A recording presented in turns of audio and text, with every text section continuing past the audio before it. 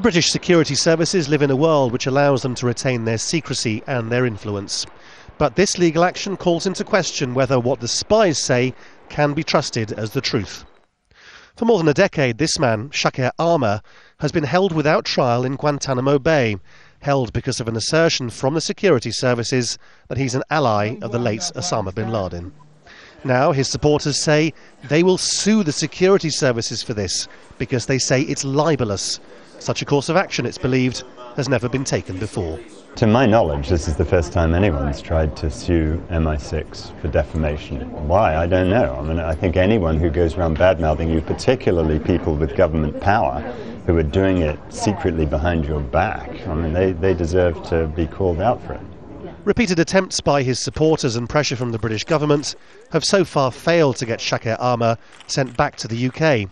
Might this make a difference? The nature of the libel law in this country means that it's up to the person making the allegation to be able to prove that it's true. In this case, that means that MI6 in court would have to provide supporting evidence to shore up their central assertion that Aamer is one of Al-Qaeda's point men in London. If they're unable to do that, and it's decided that the reputational damage to Aamer is very great, then he would be in line for a very substantial amount of money in compensation. It would also be pretty much impossible to keep him in Guantanamo Bay any longer. This hasn't been a good week for the British security services. On Thursday it was announced that the government here was paying $3 million in compensation to Sami al-Sadi, an opponent of the late Muammar Gaddafi. He was the subject of rendition by MI6 to Libya, where he was tortured.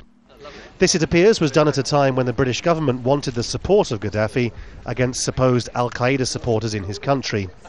Were Aamer to win his case against the security services, his compensation claim would be likely to be just as substantial. Laurence, Al Jazeera, London.